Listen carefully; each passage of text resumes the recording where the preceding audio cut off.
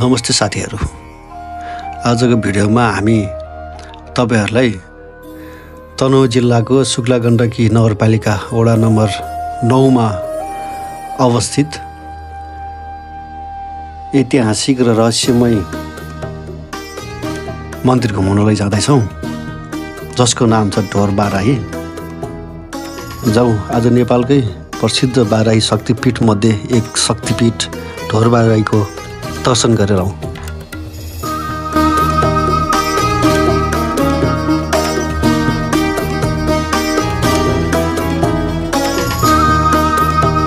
पोखरादेखि 1 घण्टाको अवधिमा ढोर बाराही मन्दिर पुग्न सकिन्छ। तनहुँ स्थित दुलेगौडाबाट मन्दिर जाने बाटो चाहिँ छुटिन्छ। आफ्नै गाडीमा जाने भने चाहिँ लगभग 1 घण्टामा पुगिन्छ भने लोकल गाडीमा जाने हो भने चाहिँ दुलेगौडाबाट गाडी चेन्ज गरेर जाँदा 1.5 घण्टा जति लाग्दछ। त्यहाँबाट सेती नदी पार गर्दै लगभग 5 किलोमिटरको दूरीमा चाहिँ मन्दिर पुग्न सकिन्छ। दुलेगौडाबाट हामी जब ढोर बाराहीतिर लाग्दछौँ, बाटोमा सेती नदीले एक किसिमको अनौठो वातावरण त्यहाँ बनाएको देख्यौँ, जुन चाहिँ मलाई अचम्म लाग्यो। अचम्म त प्राकृतिक कुराबाट बनेका चिजहरू हुन्, सबैलाई अचम्मै लाग्छ। सेती नदी जब माछापुच्छ्रेबाट छिन्छन्, आफू बग्ने क्रममा अनेकौँ किसिमका आकृतिहरू बनाएका छिन्। त्यसमध्येमा पनि यो जुन देखिएको आकृति छ, एक किसिमको अनौठो आकृति बनाएकी छिन्, जुन आकृति अरू ठाउँभन्दा भिन्न छ। जुन खुल्ला ठाउँबाट सेती नदी बग्छिन् अनि अचानक आफू लुक्ने गर्छन्। यो ठाउँबाट करिब 1 किलोमिटर जति सेती नदी हामीसँग लुकमारी खेल्छन्। आफू लुक्ने तर माथि अनेकौँ आकृतिहरू देखिन्छ, जुन सेती नदीले नै आफैले बनाएकी छिन्।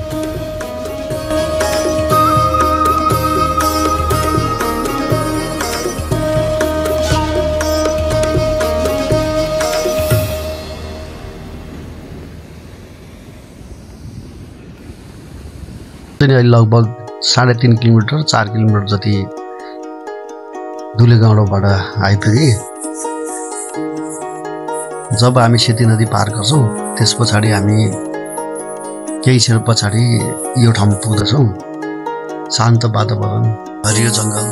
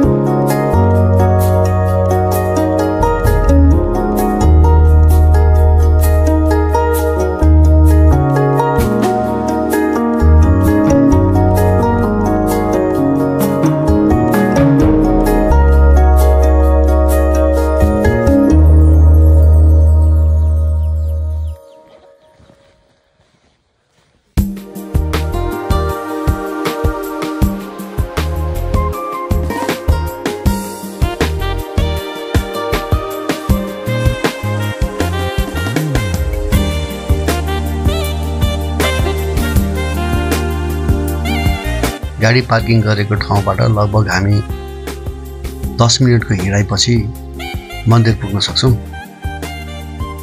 उकालो चढ्दा हामीले बाटोमा खाना नास्ता गर्ने ठाउँहरू पनि भेट्न सक्छौँ। सँगसँगै यहाँ हामीले पूजाका सामग्रीहरू पनि हामीले यो ठाउँमा पाउँदछौँ।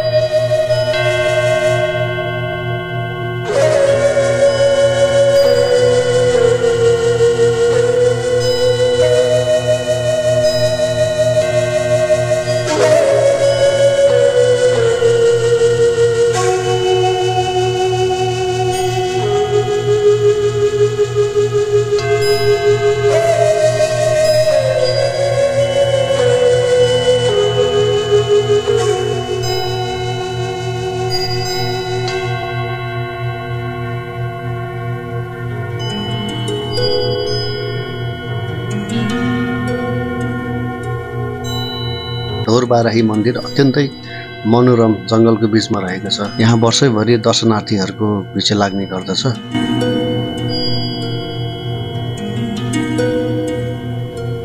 मन्दिरको छेउमा पोखरी पनि छ जहाँ थरथरीका माछाहरू देख्न सकिन्छ।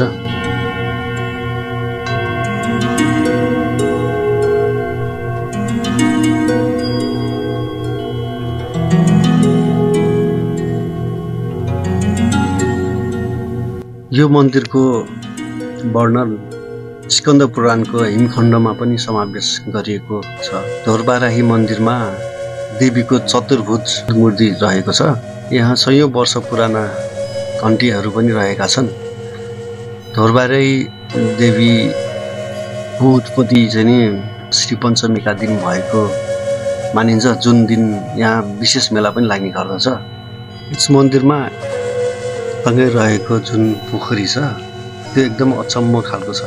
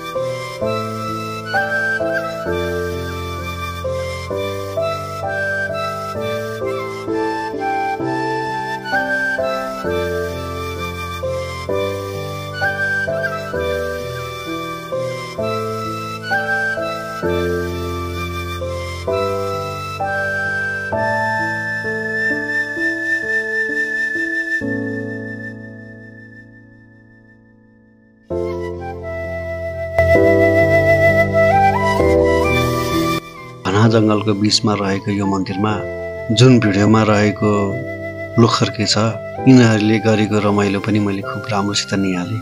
मलाई निकै नै आनन्द लाग्यो यहाँ बस्दा। यस मन्दिरमा यो पोखरी रहेको मन्दिर मात्र नभई यहाँ रहेका सुन्दर वातावरणमा हुर्किएका अनेक थरी जनावर, अनेक थरी चराचुरुङ्गी र सँगसँगै सौन्दर्य प्रेमीहरूको लागि पनि यो असाध्यै रमाइलो ठाउँ छ।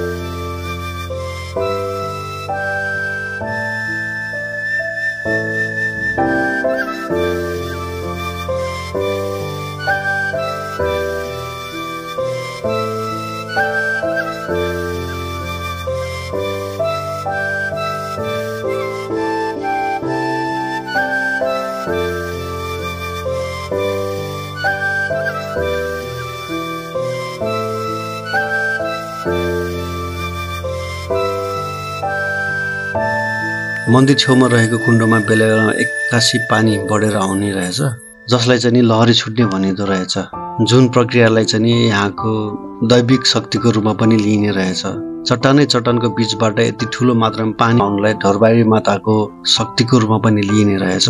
जुन बेलामा पानीको मात्रा बढेर आउँछ त्यति बेला चाहिँ यो ठाउँको माछाहरूलाई पहिले नै थाहा हुँदो रहेछ।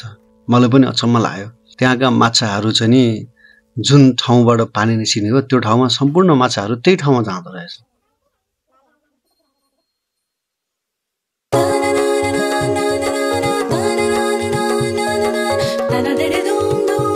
यो पोखरीमा चाहिँ राजबाम छ भन्ने भनिन्छ, तर मैले चाहिँ देखिनँ। जुन राजबामले चाहिँ पानी आउने ठाउँमा बस्ने र ऊ निस्किँदा पानी निस्किने भन्ने पनि गरिँदो रहेछ, तर त्यो कुरालाई सत्य पनि गर्न सकिँदैन, किनकि त्यहाँबाट पानी निस्किने बेला राजबाम बाहिर निस्किएको थिएन म बस्दा चाहिँ नि।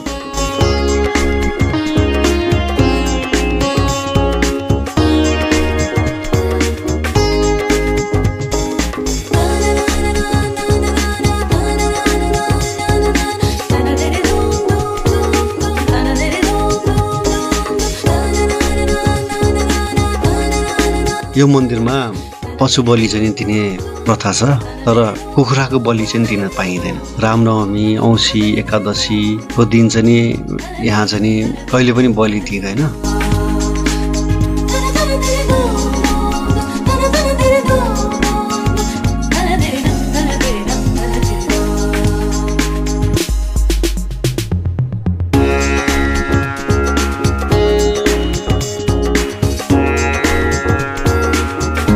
ढोरबाराई मन्दिर 2072 सालको भूकम्पमा पनि अछुतो रहेन। त्यति बेला जहाँ मन्दिर प्राङ्गणमा रहेको पोखरीमा पनि पानी सुकेको थियो भने माछालाई अन्त नै सार्नुपर्ने अवस्था आएको थियो। साथै यो मन्दिरको प्रमुख विशेषताहरूको रूपमा रहेको लहरी प्रक्रियालाई पनि अवरुद्ध गरेको थियो। तर केही समय पछाडि भने यो क्रम चाहिँ चल्यो, लहरी चाहिँ छुट्ने क्रम चाहिँ केही समयपछि यथावतै रह्यो।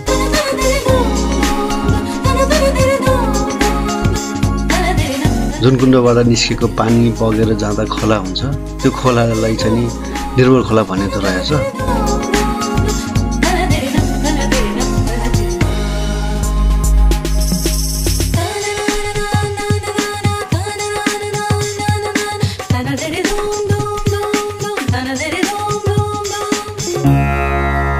विज्ञानलाई पनि चुनौती दिने ठाउँ यो, सँगसँगै धार्मिक सांस्कृतिक हिसाबले पनि निकै नै चर्चित र मनोआकांक्षा पूरा गर्नलाई पनि धेरै नै राम्रो ठाउँ ढोरबाराई मन्दिरलाई सबैले माया गरिदिनु होला। सँगसँगै सबैजना घुम्न पनि आउनु होला। ढोरबाराई मन्दिरले मेरो पनि मनकामना पूरा गरिदिनुहुन्छ, सँगसँगै मेरो दर्शकहरूको पनि मनकामना पूरा गरिदिनुहुन्छ भन्ने विश्वासका साथ आज यो भ्लगबाट म छुटिन चाहन्छु। यहाँबाट फर्किँदा म सकेसम्म जुन चाहिँ सेती नदी चाहिँ लुकेर निस्किने ठाउँ चाहिँ देखिन्छ होला त्यो ठाउँ पनि म देखाउने छु। हस्, धन्यवाद। प्लिज लाइक, सेयर, कमेन्ट गरिदिनु होला। धन्यवाद।